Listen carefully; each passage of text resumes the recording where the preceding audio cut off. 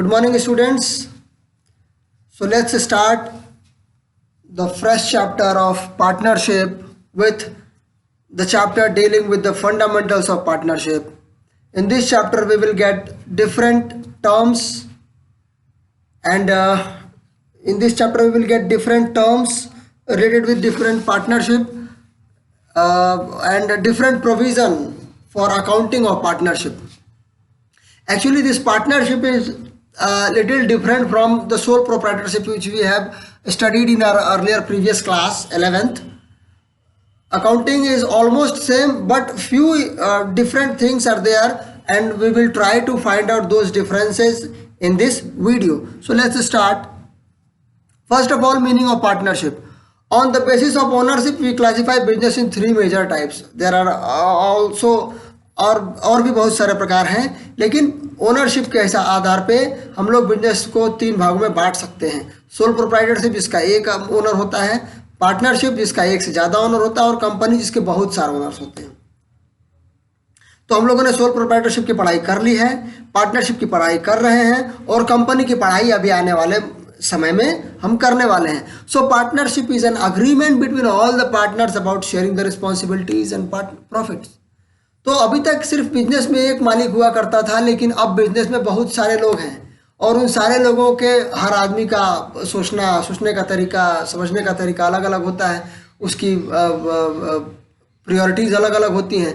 तो इतने अलग अलग सोच वाले लोगों को एक साथ काम करेंगे अगर, तो बहुत सारी टेक्निकलिटीज़ आ सकती हैं, प्रॉब्लम्स आ सकती हैं. उन प्रॉब्लम्स को हैंडल करने के लिए एक पार्टनरशिप अग्रीमेंट होता है, जिसपे वो सभी लोग अग्री करते हैं, और कोर्ट में वो चीज़ें, कोर्ट उनमें इंटरफेयर कर सकता है अगर कोई भी मिसअंडरस्टैंडिंग होती है. तो क्यों जरूरत पड़ती है पार्टनरशिप की? When the size of business increases, when every aspect of business start increasing like need of capital, responsibility, profit, risk, and to share this extended burden और opportunity, partnership appears best suitable option. जब हमारा business बड़ा होने लगता है तो हमें पैसे की ज़रूरत पड़ती है, हमें लोगों की ज़रूरत पड़ती है, और ऐसे समय पे पार्टनरशिप एक सही विकल्प बन के उभरता है हमारे सामने, और पार्टनरशिप का इस्तेमाल हमारे लिए सटीक प्रतीत होता है. ऐसे बहुत सारे रूल्स हैं जिनसे काफ़ी रूल इंडियन पार्टनरशिप एक्ट 1932 के हिसाब से हम अपनी पार्टनरशिप के झगड़ों को या फिर जो भी मसले हैं उनको सुलझाने का काम करते हैं. Documents. The Indian partnership act approve the oral agreement. Indian partnership act तो ओरली भी, अगर आप कहते हैं कि मैं पार्टनरशिप हूँ, किसी गारंटर के सामने अगर हम लोग दो लोग मिलकर कहते हैं कि चलो हम लोग ऐसे पार्टनरशिप रहेंगे, ये करेंगे वो करेंगे, लेकिन आज के समय में फॉर द करेंट सिनेरियो ये ओरल अग्रीमेंट बहुत ज़्यादा वैलिड नहीं, क्योंकि आज लोगों का, ऑनेस्ट लोग जब हुआ करते थे तब के रूल बने हुए हैं. आज के लोगों में ऑनेस्टी थोड़ी कम बची है, तो लोगों का नज़रिया बदलते रहता है.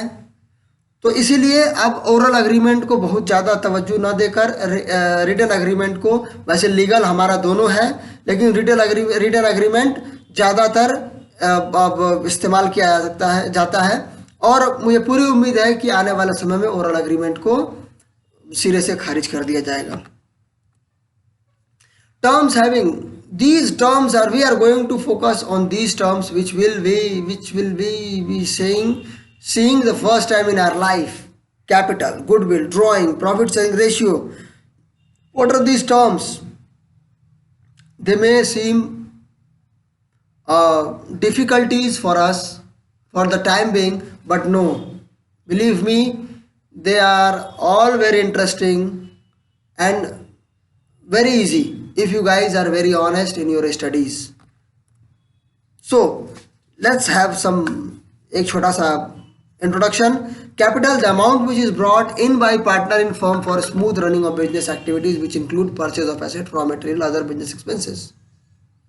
Capital वो पूंजी है बिजनेस की, कैपिटल पूंजी को कहते हैं, जो कि हमारे सारे पार्टनर्स अपने बिजनेस में लेकर आते हैं, ताकि बिजनेस का सारा काम, हर काम करने के लिए बिजनेस में पैसा चाहिए, और उस पैसे को हम लोग जब बिजनेस पार्टनर्स लेके आते हैं तो उसे हम कैपिटल कहते हैं. ड्राइंग, ऐसा अमाउंट जो पर्सनल यूज के लिए हमारे पार्टनर्स विड्रॉ करते हैं, that is called wrong. Goodwill, the ability of firm in making profit, continued sale, it is mostly used in the situation where future profits are needed to be calculated। Goodwill हमारी firm की वो ताकत, उस ताकत को दर्शाता है जिसके दम पे हम लोग फ्यूचर में प्रॉफिट अर्न करते हैं, तो गुडविल भी ज़रूरी है पार्टनरशिप में। प्रॉफिट शेयरिंग रेशियो, ऐसा रेशियो जिसमें हम लोग, क्योंकि पहले हमारे सोल प्रोप्राइटरशिप में एक ओनर हुआ करता था, लेकिन पार्टनरशिप में हमारे एक से ज़्यादा ओनर हैं, तो हम लोग प्रॉफिट शेयरिंग रेशियो हमें यहाँ पे मेंटेन करना पड़ता है ताकि किस पार्टनर को कितना प्रॉफिट का हिस्सा मिलेगा और उस पर सभी लोग राजी होंगे या नहीं, इन सारी बातों का निर्धारण हम पहले ही करते हैं और उसी निर्धारण को हम लोग कहते हैं प्रॉफिट शेयरिंग रेशियो। सो अभी तक सोल प्रोप्राइटरशिप हो या पार्टनरशिप हो या कंपनी, कोई भी बिजनेस हो, फॉर्म ऑफ बिजनेस हो, we know that profit is very important and the treatment of profit is going to be different in every type of business. So profit of partnership is going to be treated differently also. So here let's discuss a bit on profit of business of partnership firm. After preparing P&L account, we need to make P&L appropriation account. Sole proprietorship में हमें profit and loss account बनाने के बाद सीधा balance sheet बनाना पड़ता था, क्योंकि हमें ज़रूरत नहीं पड़ती थी। अब हमें उस प्रॉफिट को सिर्फ कैलकुलेट नहीं करना है, बल्कि कैलकुलेट करने के बाद उसको बांटना भी है। इसके लिए हमें profit and loss appropriation account बनाना पड़ता है, जो कि फाइनल अकाउंट्स में होने वाला एक प्रमुख बदलाव है, प्रमुख डिफरेंस है इन दोनों बिजनेस फॉर्म में, सोल प्रोप्राइटरशिप और पार्टनरशिप में। अब पार्टनरशिप फर्म में प्रॉफिट को डिस्ट्रीब्यूट करने का एक प्रोसेस है। किस तरीके से प्रॉफिट एलोकेट करते हैं, on what basis.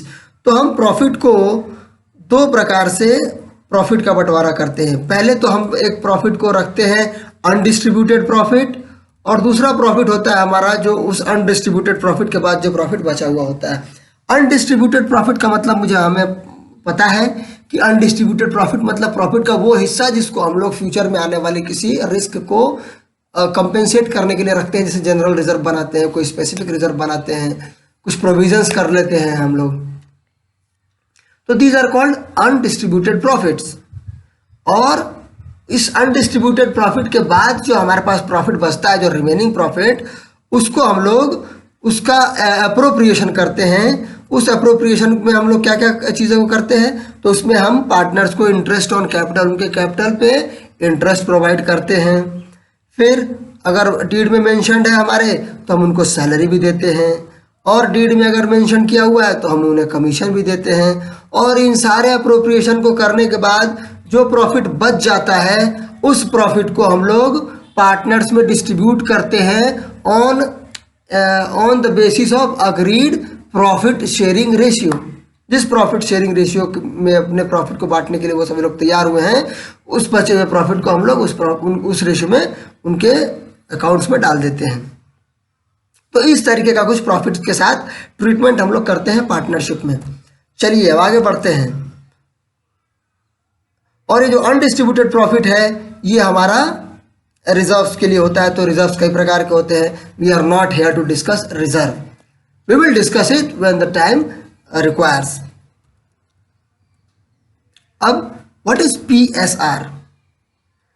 Small term but very important, and this term is going to take our more focus in coming chapters, so be specific। Profit sharing ratio का मतलब होता है कि किस रेशियो में सारे पार्टनर्स प्रॉफिट शेयर करेंगे। इसके लिए एक नियम है कि profit will be distributed equally unless ratios are mentioned in partnership deed.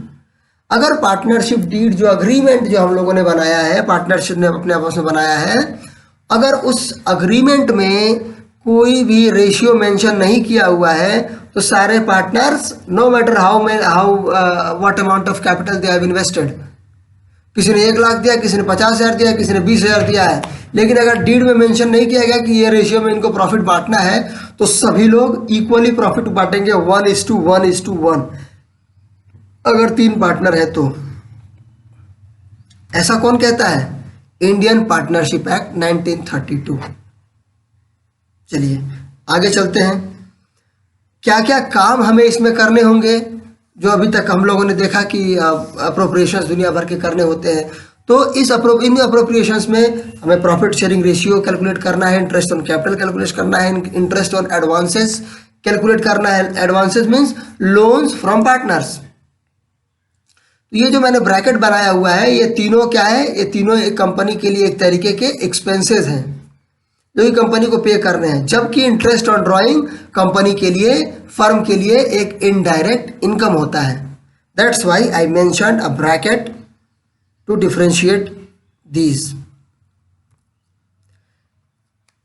और पार्टनरशिप अकाउंट्स में हमें कौन कौन से अकाउंट्स का मैनेजमेंट करना होता है, कौन कौन से काम करने होते हैं जो कि हम लोग सोल प्रोप्राइटरशिप में नहीं करते थे। क्या क्या डिफरेंसेस मिलेंगे हमें पार्टनर्स का कैपिटल अकाउंट बनाना पड़ेगा, हमें प्रॉफिट एंड लॉस पार्टनर्स में डिस्ट्रीब्यूट करना पड़ेगा, जैसा कि हम लोगों ने अभी देखा कि किस तरीके से प्रॉफिट का डिस्ट्रीब्यूशन होता है। फिर अगर कोई गलत अप्रोप्रिएशन हो गई है पास्ट में तो उसका रेक्टिफिकेशन करना होगा, जबकि सोल प्रोप्राइटरशिप में इसकी जरूरत नहीं पड़ती थी। फिर रिकॉन्स्टिट्यूशन ऑफ पार्टनरशिप, पार्टनरशिप को तोड़ के नई पार्टनरशिप बनाना, पार्टनरशिप में कुछ चेंजेस लाना, ये सारे भी काम करने होंगे। और डिसोल्यूशन ऑफ पार्टनरशिप और पार्टनरशिप फर्म, और फिर डिसोल्यूशन ऑफ पार्टनरशिप मतलब कि अपने बिजनेस को बंद करना। ये 4-5 चीज़ें हम लोग पूरे पार्टनरशिप 12th के पूरे पार्टनरशिप चैप्टर्स में पढ़ेंगे, जिनमें से ऊपर के 3 टॉपिक्स हमें इस चैप्टर में, चैप्टर नंबर 1 यानी आपकी बुक का चैप्टर नंबर 2 है जो, उसमें हमें पढ़ना है। तो first chapter I am going to start with the class 12th studies of accountancy. So let's start. Partners capital account. Partners capital account can be maintained in a firm in 2 ways. Firm में partner capital account 2 तरीके से maintain किया जा सकता है। एक, जब firm ने डिसाइड किया कि हम लोग सारे पार्टनर्स का कैपिटल फिक्स्ड रखेंगे। दूसरा, जब फर्म ने डिसाइड किया कि हम पार्टनर्स का कैपिटल फ्लक्चुएटिंग होंगे। फिक्स्ड और फ्लक्चुएटिंग का मतलब क्या हुआ? फिक्स्ड का मतलब कि पार्टनर्स का कैपिटल अगर 1 लाख है तो वो 1 लाख ही रहेगा, वो बढ़ने या घटने वाला नहीं है, unless additional capital is employed और unless drawings out of capital is being made. इनके अलावा और कोई टर्म हमारे कैपिटल को घटा या बढ़ा नहीं सकता है। जबकि फ्लक्चुएटिंग कैपिटल में क्या होता है कि हमारे सारे अप्रोप्रिएशंस हमारे कैपिटल में ऐड होते जाते हैं, जिसकी वजह से हमारा कैपिटल हमेशा बढ़ता रहता है, और इंटरेस्ट और ड्राइंग उसी में से निकालते हैं तो हमारा कैपिटल घटता भी रहता है। फिक्स्ड एंड फ्लक्चुएटिंग कैपिटल, इनकी ज़रूरत अलग अलग प्रकार के बिजनेस में अलग अलग प्रकार के कैपिटल की रिक्वायरमेंट होती है। जैसे कोई ऐसा बिजनेस है जिसमें हमें कभी भी पैसों की ज़रूरत पड़ सकती है, एक निश्चित अमाउंट हमें ज़रूरत पड़ने के चांसेस रहते हैं, तो उस अमाउंट उस परिस्थिति में अपने कंपनी को सेफ रखने के लिहाज से हम लोग एक लिमिट बना के रखते हैं कि इतना कैपिटल हमारे यहाँ पड़ा रहना चाहिए। बाकी जो घटने बढ़ने के लिए है उसके लिए हम एक अलग अकाउंट बनाएंगे जिसको हम लोग करंट अकाउंट बोलेंगे। तो फिक्स्ड कैपिटल अकाउंट में फर्म जो है वो 2 तरीके का अकाउंट मेंटेन करती है, एक पार्टनर्स कैपिटल अकाउंट और एक partners current account. Capital account हमेशा स्थिर रहता है, छोटा होता है, सिंपल होता है, जबकि सारे अप्रोप्रिएशंस हम लोग पार्टनर्स करंट अकाउंट में करते हैं। लेकिन फ्लक्चुएशन में जैसा मैंने बताया आपको कि इसमें कोई भी अलग से अप्रोप्रिएशन नहीं होता है, सारा अप्रोप्रिएशन हम लोग कैपिटल में ही करते हैं, इसीलिए हमें करंट अकाउंट बनाने की जरूरत नहीं है, हम लोग सिर्फ पार्टनर्स कैपिटल अकाउंट बनाते हैं। ध्यान रहे कि हमारे लिए जो सवाल हमें एग्जाम में दिए जाएंगे उनमें दोनों टाइप ऑफ मेंटेनिंग कैपिटल पूछे जा सकते हैं, दोनों मेथड्स पूछे जा सकते हैं, लेकिन ज़्यादातर जो मेथड हमें पूछा जाता है वो फ्लक्चुएटिंग कैपिटल का होता है। लेकिन इसका मतलब ये नहीं कि फिक्स्ड कैपिटल पूछा नहीं जाता है। To check your concept anyone can ask you fixed capital questions based on fixed capital method. तो फिक्स्ड कैपिटल के बारे में थोड़ी सी बातें और जान लेते हैं। Fixed capital is a capital which is not regularly change, और आसानी से चेंज नहीं होता है। When a firm decides to keep fixed capital in the business as per their requirement, they maintain 2 account for capital only. दो account बनाते हैं ताकि एक अकाउंट में हम लोग फिक्स्ड अमाउंट रखें और दूसरे अकाउंट में जो हम लोग जो fluctuating part of the capital है उसको मेंटेन करें। उस दूसरे अकाउंट को हम लोग करंट अकाउंट बोलते हैं। तो permanent fixed part of capital, opening and additional capital R considered under this category and drawing out of capital is deducted. और टेम्पररी, सारे अप्रोप्रिएशंस टेम्पररी हैं और जिसमें हम लोग drawings out of profit deduct करते हैं।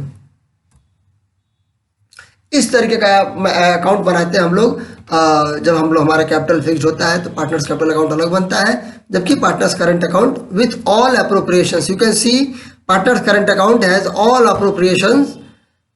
The current account is similar to the capital account. The nature is exactly similar, but the current deals with the fluctuations, whereas capital account is always fixed. चलिए fluctuating के बारे में भी थोड़ा बहुत जानते हैं। In this capital management, every appropriation is being added or subtracted to the capital only. So capital kept increasing, decreasing, that is the fluctuation of capital. No current accounting is needed in this method of capital management. Normally PSR is never based on।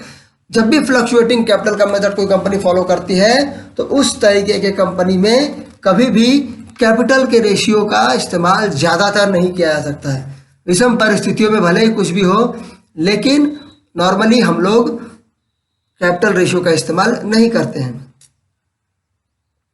Guys, I am preparing slide videos to help you in your notes preparation, so please keep making your notes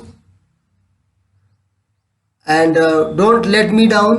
I want you guys to get whatever I want you to teach.